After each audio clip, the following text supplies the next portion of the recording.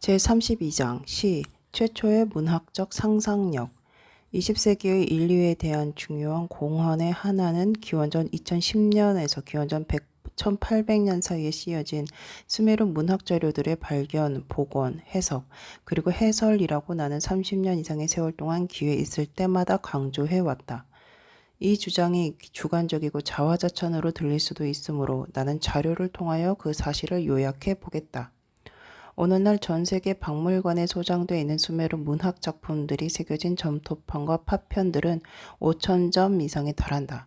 그것들 중 많은 수가 지금 원본, 사본, 사진, 주형 등의 다양한 형식으로 발표되어 있고 그 내용은 상당수의 세계 문자 학자들에 의해 복원됐거나 복원 진행 중에 있다. 그 결과 우리는 다음과 같은 사실을 알게 되었다. 현재 우리는 100행에서 거의 1000행에 이르는 다양한 길이를 가진 20편의 신화를 가지고 있고 그것들을 모두 합치면 약 5000행에 이른다. 현재 우리는 100행에서 500행 이상에 이르는 다양한 길이를 가진 9편의 서사적 설화를 가지고 있고 그것들을 모두 합치면 약 3000행에 이른다. 현재 우리는 100행에 못 미치는 것부터 거의 500행에 이르는 다양한 길이의 왕과 신의 찬미가를 100평 이상 가지고 있고 그것들을 모두 합치면 적어도 약 10,000행에 이른다. 현재 우리는 총 분량이 약 3000행에 이르는 약 2000편의 애도가 혹은 애도가 같은 원문을 가지고 있다. 현재 우리는 총 분량이 약 4000행에 이르는 12편의 논쟁과 학교 에세이를 가지고 있다. 현재 우리는 총 분량이 약 4000행에 이르는 약 12편의 속담과 격언 모음집을 가지고 있다. 그리고 이것들을 모두 합치면 약 28,000행에 이른다. 위에 언급된 작품들 중 적지 않은 수가 아직도 원문에 상당한 결함을 안고 있다. 그러나 그런 문제를 해결하기 위해 기다리고 있는 지금까지 그 내용이 확인되거나 제자리를 찾지 못한 점토판과 파편들이 상당수 있고 그것들의 분량 또한 수천 행에 이른다. 더욱이 우리는 고대의 교수들에 의해 직접 정리된 문학 목록을 상당수 가지고 있다. 그 명단에는 현재까지 발견되지 않은 작품들이 많이 있다. 그러나 그것들 또한 앞으로의 발굴에서 그 모습들을 드러낼 것임에 틀림이 없다. 그리 되면 총 분량은 4만 행은 넉넉하고 혹시 5만 행에 이를지도 모른다. 그러므로 수메르 문학이 양적으로는 일리아스와 오디세이와 같은 고대의 편집물은 물론이고 성서조차도 압도할 것이라는 결론은 결코 허무맹랑한 말이 아니다. 질적으로 볼 때 대부분의 학자들은 수메르 문학 작품들이 그리스와 헤브르 고전들에 비해서 감수성, 인식, 깊이, 그리고 예술성에서 열세라는 점에 동의하며 나 또한 그들 중에 하나다. 그러나 문학적 가치와 평가는 취향의 문제다.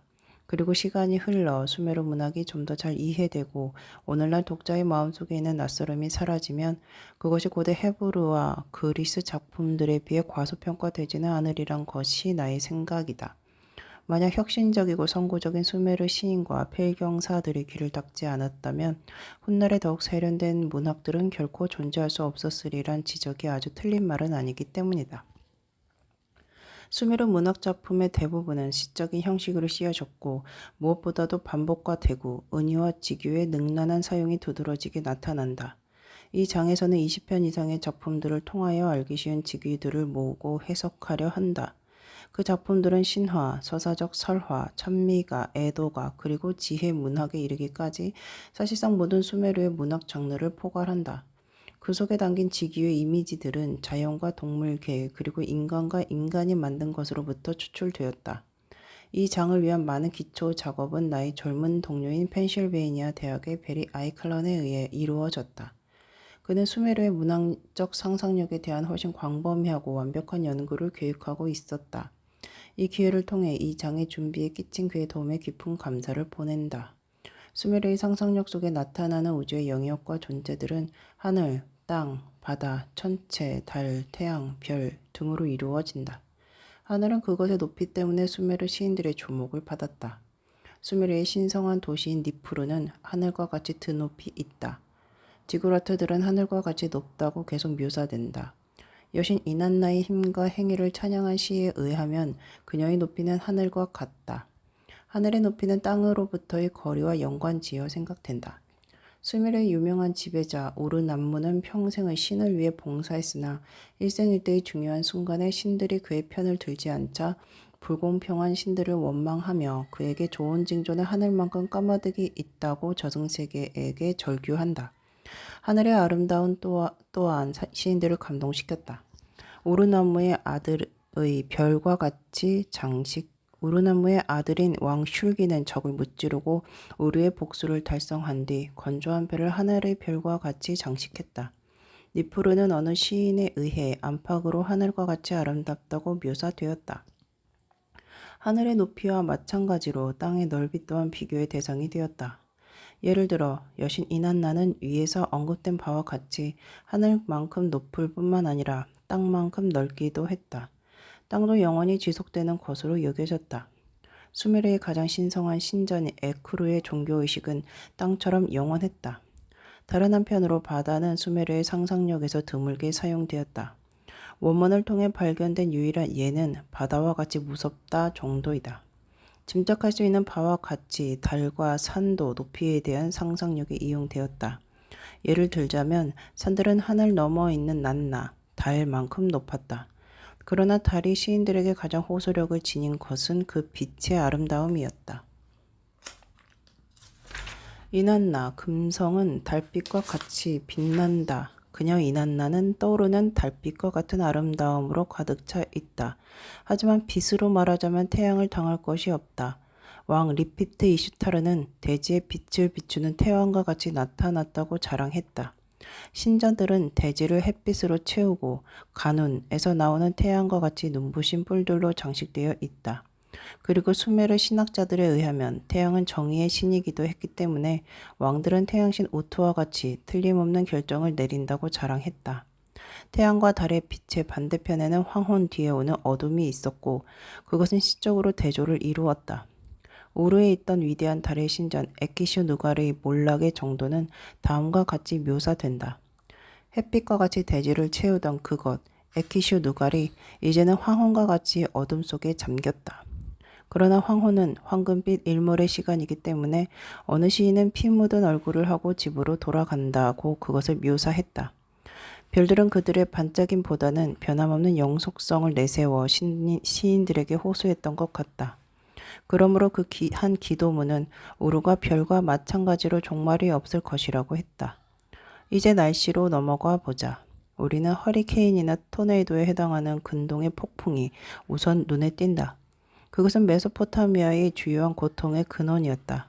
그래서 신들의 분노는 폭풍같이 휘몰아치고 사나운 바람은 넘치는 폭풍같이 도시를 파괴한다. 복수심에 불타는 이난나는 몰아치는 폭풍같이 전투에서 공격을 거듭한다. 위대한 신들이 마지막이자 좀 불쌍한 왕 이비신의 통치 기간 중 우르를 파멸시키기로 했을 때 그들은 대지를 덮치는 거대한 폭풍같이 으르렁거리는 대홍수를 보냈다. 누가 그것을 피할 수 있겠는가? 폭풍보다 약하지만 무시 못할 존재가 쏟아져 내리는 소나기다. 사나운 바람은 소나기와도 같이 멈출 수 없다. 우르를 파괴하기 위해 신들은 소나기와 같이 짓밟는 잔인한 엘라민들을 보냈다. 그리고 만약 해석이 정확하다면 우리는 영어의 소나기처럼 쏟아져 나오는 말의 기원을 서사적 설화 엠메르카르와 아라타의 지배자에서 발견한다. 그 작품의 한 행은 다음과 같다. 그 엠메르카르는 그가 앉아있는 곳으로부터 사자에게 소나기처럼 퍼붓듯이 말했다. 비에 대한 상상력은 풍요와 연관되었다. 왕들은 하늘에서 쏟아져 내리는 비와 같이 제주를 따랐다고 자랑했다. 그리고 적들의 화살이 억수처럼 우르 사람들의 몸에 꽂혔다. 비가 대지에 내린 뒤 다시 하늘로 돌아가지 않은 것에 따라 우르의 파괴에 대한 애도가의 작가는 우르를 공격했던 폭풍을 향해 하늘에서 내린 비처럼 원래의 장소로 돌아가지 말라고 저주했다. 이제 물로 시선을 돌려보낸 먼저 우리는 슬프지만 아주 널리 퍼진 피가 물처럼 흐른다는 지규를 고대 수메르에서도 발견한다. 슐기가 그의 무기가 물처럼 사람들의 피를 흐르게 만들었다고 자랑하는 구절이 있는 것이다. 마찬가지로 썩 좋은 표현은 아니지만 기근이 물처럼 도시를 메웠고 시련이 멈추지 않았다는 참담한 어구도 보인다. 오늘날 널리 퍼진 섬광 같은 번개의 이미지는 고대 수메르에서도 똑같았다. 왕들은 화살이 내 앞으로 번개같이 날아왔다. 또는 나는 전투에서 이리 번쩍 저리 번쩍 한다고 자랑했다. 그리고 방황하던 영웅 루갈 반다가 우르크로 돌아가려 할 때 그는 사의를 표하려는 임두구두새에게 호소한다. 나는 불꽃처럼 일어나 번개같이 가고 싶습니다. 그의 도시가 겪은 참상에 상심한 달의 신은 그의 아버지 엘릴에게 탄원한다. 당신은 번개불같이 떨게 만든 성난 가슴을 자비로운 눈으로 바라보십시오. 자연의 영역에서 높고 고결한 역할을 맡은 것은 산이었다. 도시들은 산과 같이 고결하게 건설됐다. 신전은 치솟은 산과 같이 고결한 장소에 세워졌다. 도시의 성벽은 산과 같이 하늘에 닿았다. 그러나 채광이 되어 갈라지고 드러난 틈이 마치 파괴와 폐허를 연상시키는 산도 있었다. 성난 나람 신은 대장간에서 강한 도끼들을 벼린다. 그리고 에쿠르를 은이 채광된 산처럼 먼지로 만들고 청금석이 채광된 산처럼 갈기갈기 찢어버리려고 한다. 강이 상상력을 불러일으키는 일은 거의 없었다. 현재까지 검토된 자료들 속에서 우리는 두 개의 특징 없는 은유만을 발견했다. 한 도시의 입구는 티그리스 강이 그 물을 바다에 비우는 것처럼 그 입을 벌리고 어느 불행한 도시의 강은 엔키, 물의 신에 의해 저주된 강처럼 물이 말랐다.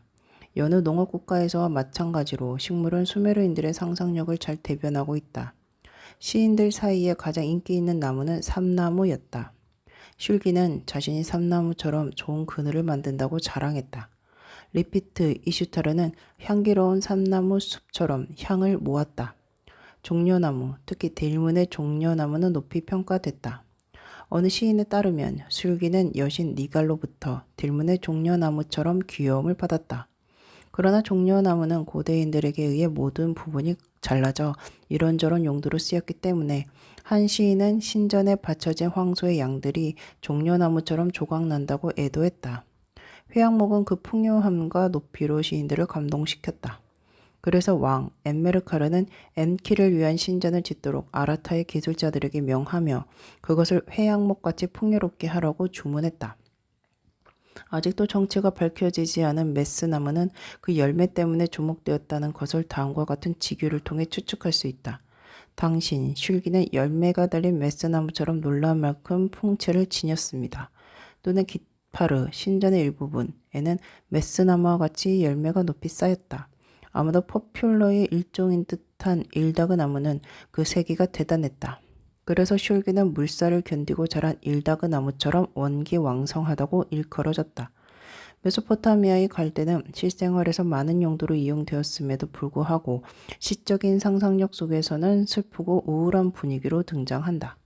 그러므로 우르는 시련 속에서 외로운 갈대처럼 고개를 축 늘어뜨렸고 그의 아내 이난나 대신 죽을 운명에 처한 도무지는 축 늘어진 외로운 갈대의 꿈을 꾼다. 그의 어머니는 그것을 통해 아들의 죽음이라는 슬픈 예견을 한다. 더욱이 갈대피리는 장례식과 같은 모든 슬픈 경우에 연주된 악기였다. 그러므로 음악을 사랑하고 어떤 악기도 다룰 수 있다고 자랑한 위대한 슐기가 연주하기 싫어하는 유일한 악기가 인간의 영혼과 마음의 슬픔만을 가져다주는 갈대피리였다는 사실은 놀라운 일이 아니었다.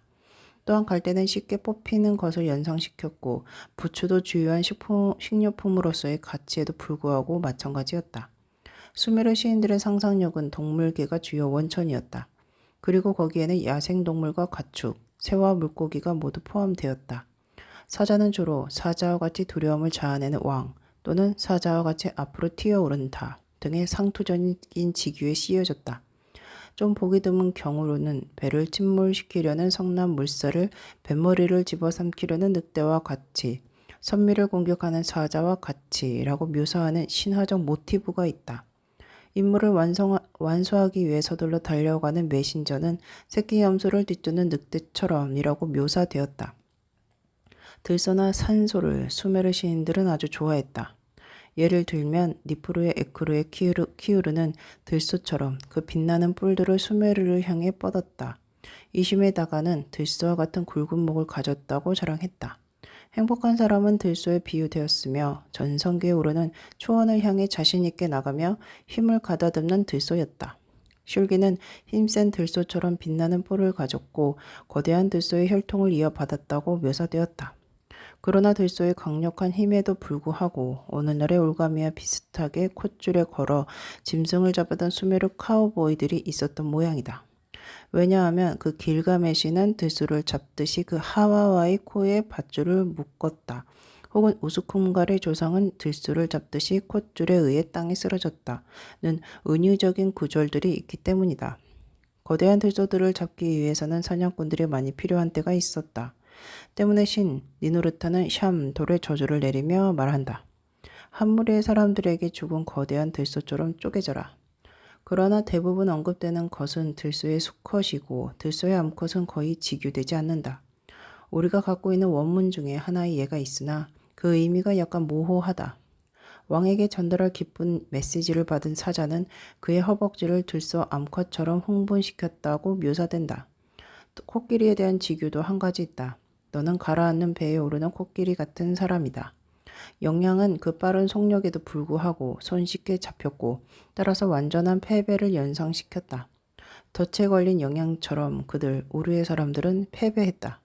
나 슐기는 그들 적들을 숲속의 영양처럼 함정에 빠뜨렸다.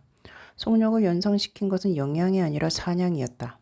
그래서 사냥이 서둘러 쉴 곳을 찾아가듯이 나는 에키슈 누가를 들어섰다고 슐기는 자랑했다. 오염된 물을 마시는 동물의 고통은 우르나무가 죽은 후 겪은 그의 아내의 고통의 고뇌에 직유되었다. 나쁜 우물에 온 초원의 짐승들처럼 무거운 손이 그 그녀를 덮었다. 마지막으로 뱀에 대한 연상은 꿈틀거리며 미끄러져 나가고 독을 뿜는 등 그 동물의 확실한 특징과 연결되었다. 가축들 중에서는 황소가 그 선조인 야생들소와 마찬가지로 시인들의 사랑을 받았다. 황소의 울음소리는 지배자의 목소리, 신전의 떠들썩함, 그리고 신탁의 소리 등과 연결되었다. 수메르 수금의 목은 황소 머리로 장식되는 일이 흔했다. 굳건히 서 있는 황소의 이미지는 다음과 같이 직유된다. 그 길가메시는 황소와 같이 위대한 대지에 섰다. 황소와 같은 그 영웅 니누르타에게 나는 의지한다. 그러나 굳건함은 완고함과도 통한다. 그런 황소 고집에 얽힌 속담은 고대 수메르에도 있었다. 너는 황소 같아서 물러날 줄을 모른다. 화가 난 황소는 난폭해지고 그것을 지적하는 표현이 있다.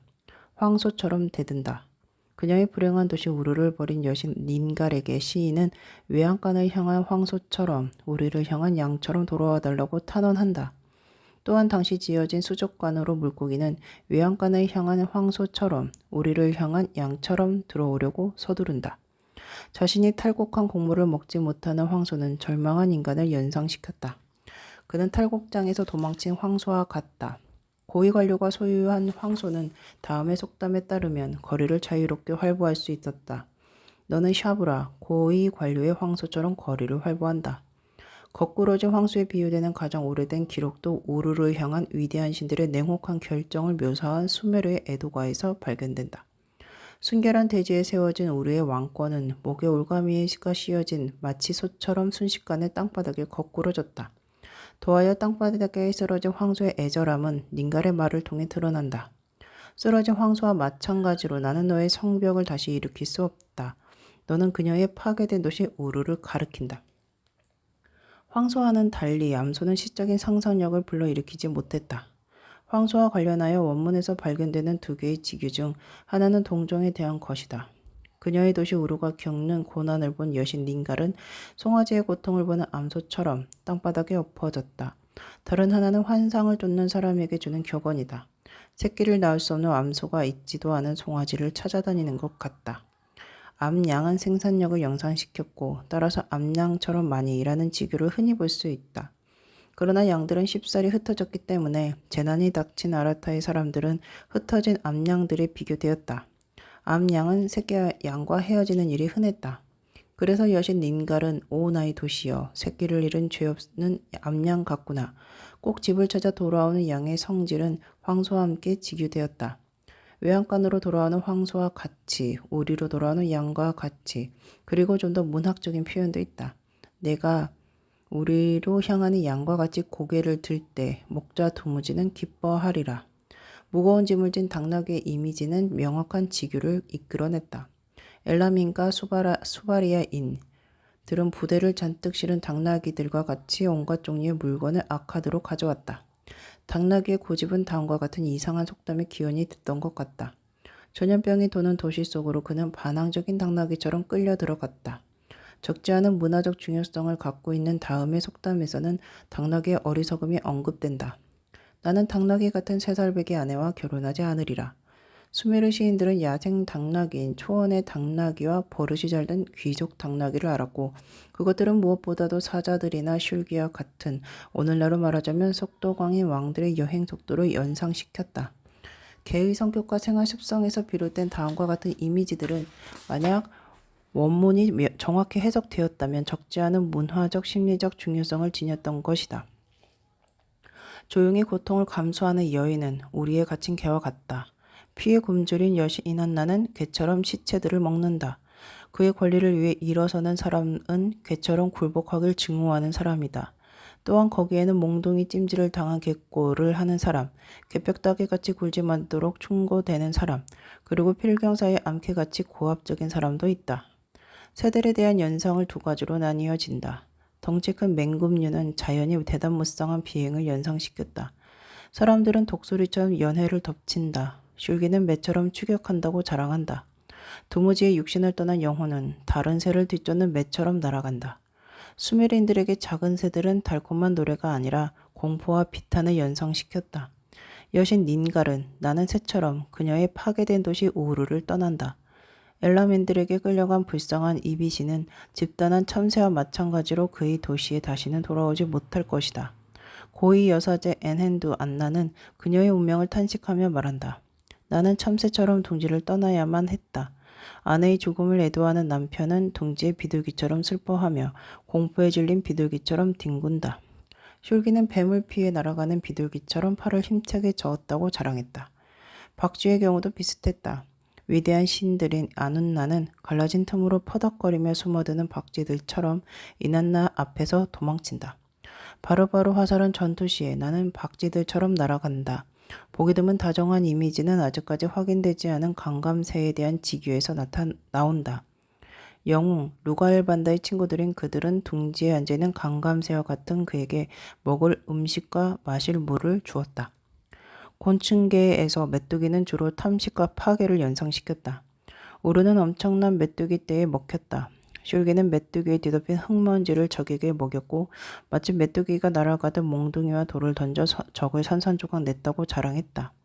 파리는 수메르에서 성가신 해충이었음에도 별로 가치도 없는 하나의 지교만 전해진다. 그것은 지혜의 신 엔키에 의해 만들어진 후 저승세계의 여왕 엘레슈키갈에게 아첨하여 그녀의 권리하에 있는 생명의 물을 얻기 위해 저승세계로 내려간 2 무성 창조문들이 파리처럼 입구로 날아갔다는 구절이다. 참새, 비둘기, 그리고 박쥐와 마찬가지로 개미도 공포에 떠는 인간이나 갈라진 틈을 찾아 허둥대는 개미들처럼 피신처를 찾는 신들을 묘사했다. 물고기는 비극적인 죽음을 연상시켰다. 우르 사람들의 목숨은 마치 땅에 올라온 물고기 또는 물이 없어 괴로워하는 물고기 같았다. 어머니의 무릎에 누워있던 우르의 어린아이들은 마치 물고기가 물에 휩쓸리듯 끌려갔다. 우선적으로 인간이 만든 생명이 없는 물건들에 대한 이미지는 양적으로 한정돼 있고 질적으로도 빈약하다. 그러나 그것은 수메르 문화의 측면들을 조명하는 데 도움을 준다. 도시는 인류 최초의 모텔을 세운 기록에서 상당히 재미있는 지규를 나타낸다. 밤의 길을 여행하는 나그네는 잘 지어진 도시와 마찬가지로 거기 슐기에 의해 지어진 휴식처에서 안식을 취할 것이다. 그러나 다른 2 지규에서는 폐허가 된 도시가 묘사된다.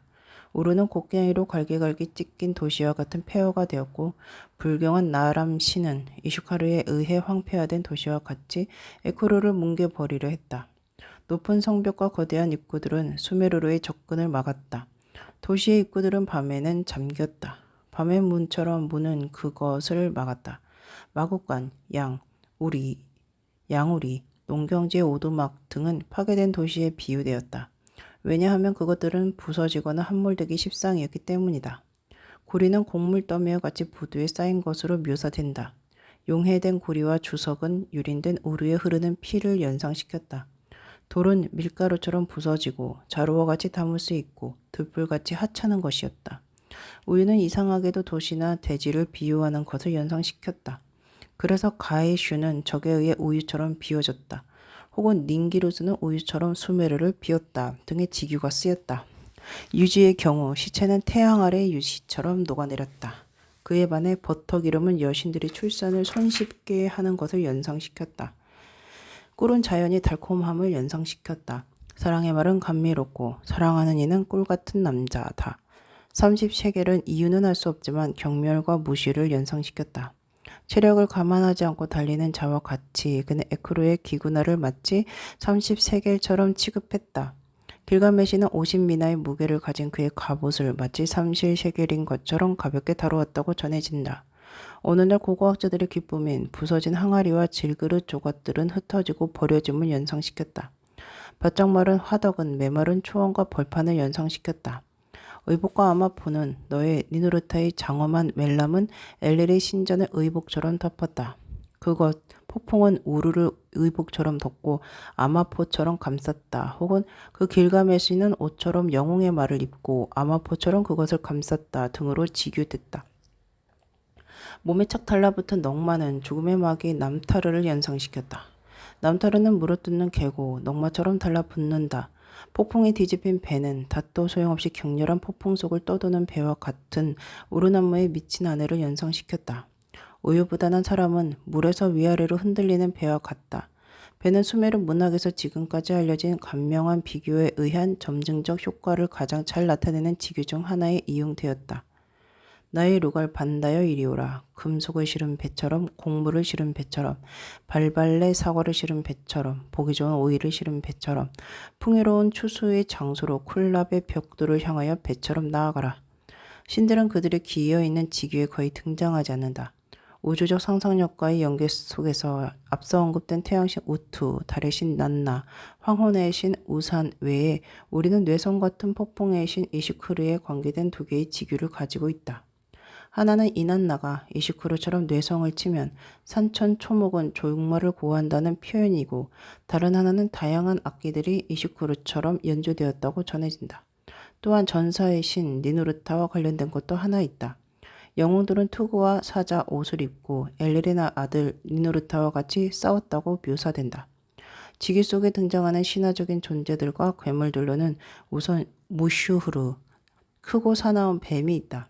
슐기는 그의 활이 무슈흐시처럼 꿰뚫을 준비가 되어 있다고 자랑했다. 두 번째로는 인두구두 새가 있다. 슐기는 고원을 향해 고개를 든 인두구두 새처럼 빨리 달렸다. 세 번째로는 구단나, 하늘의 황소가 있다. 키시의 사람들은 구단나처럼 죽었다. 네 번째로는 구드마, 거대한 황소가 있다. 우르쿠의 집은 구드마처럼 땅바닥에 먼지가 됐다. 그리고 마지막으로 독을 내뿜는 우슈갈, 용이 있다. 이나나는 우슈갈처럼 적대적인 땅을 독으로 채웠고 무기들은 우슈갈이 물려고 하는 것처럼 적을 향해 독을 뿜었으며 무기들은 우슈갈처럼 시체들을 먹었고 에메르카르의 사자는 우슈갈이 먹이를 찾아 초원을 돌아다니는 것처럼 신속하게 여행했다고 전해진다. 우리는 마침내 수메르의 문화와 특성의 어떤 측면들의 빛을 비추는 인간과 상상력에 도달했다. 물론 거기에는 인자한 보호자인 아버지, 어머니가 있다. 예를 들자면 이심에 다가는 스스로를 좋은 아버지, 사려 깊은 어머니와 모든 땅들이 그들을 낳은 아버지처럼 우러러보는 이에 비유했다. 오는 아이는 자연의 비극적인 시련을 연상시켰다. 수메르의 욥은 고단히 슬피우는 아이처럼 나를 압도한다고 탄식했고 황폐화된 우르는 폐허가 된 거리에서 방황하는 아이처럼 여신 닌가를 찾았으며 좀 이상하게 들리지만 입을 뻐끔대는 물고기는 우는 아이와 같다고 했다. 유복한 농부는 행복한 사람을 연상시켰다.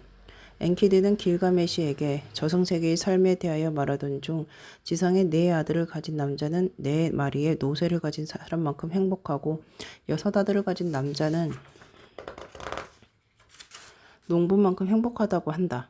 같은 기록을 통해 우리는 입담 좋은 필경사는 쉽게 성공할 수 있었음을 알 수 있다.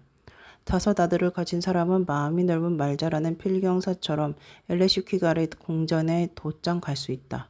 목자는 그 아라타의 지배자가 목자처럼 그들 뒤에 따르게 하라. 그 왕은 믿음직스러운 목자처럼 양우리를 몇 곱절로 늘린다 등으로 직유된다. 부자와 가난한 자에 대해서는 왕과 노예가 간결한 속담 속에서 대비된다. 왕처럼 벌어서 노예처럼 살고 노예처럼 벌어서 왕처럼 살아라. 빈곤층의 참상은 당신의 황폐한 집은 모든 것을 잃어버린 사람처럼 당신 닌갈에게 손을 내민다고 직유되고 그녀 여주인의 죽음을 애도하는 여신 닌슈브르는 가난뱅이처럼 혹겹 옷을 걸쳐라고 명령받는다. 수메르에도 술주정뱅이, 대식가, 강도, 입이 험한 매춘부들이 있었다. 두블라, 신전의 테라스에 서 있는 라하마 조상은 술 취한 몸집 큰 병사처럼 쓰러져 버렸다. 내 땅은 과식한 사람처럼 입구가 메어져 버렸다. 그 나람 신은 도시를 약탈하는 강도처럼 그 집 에크루에 큰 사다리들을 걸쳤다. 그곳 새들의 입은 마치 매춘부처럼 험담을 일삼는다. 수메르인들의 명성과 영예, 찬미와 박수에 열중했음은 그들의 영웅 서사시와 과장된 왕의 찬미가들을 통하여 익히 알려져 있다. 그럼에도 불구하고 우리가 지교들을 통해 보면 길가메시가 그의 어머니 닌순의 무릎 근처에 앉아 있기를 소망했고 나람 신이 체력을 감안하지 않고 달리는 자와 같이 에코르를 경시했으며 그것의 가축들, 황폐하던 에키슈 누갈의 가축들은 영웅이 영웅을 죽이듯 그 앞에 내동댕이 쳐졌다와 같이 영웅들이 결투에서 참담한 종말을 맞았다는 것은 대단히 흥미롭다. 이런 이면은 영웅들에게만 보이는 것이 아니다. 아카드의 번영을 위한 이난나의 열정과 노력은 새로 집을 지은 젊은이처럼 침실을 장식하는 처녀처럼 이난나는 잠도 자지 못했다고 직유된다. 태양신 우투는 자비로운 인간과 같은 친절을 길가메시에게 보인다. 폭풍은 여신 바울을 마치 인간인 것처럼 압도했다. 그리고 폐허가 된 신전의 벽돌도 자신을 버린 여신의 향해 당신은 어디 계십니까? 라며 마치 인간처럼 절규했다고 전해진다.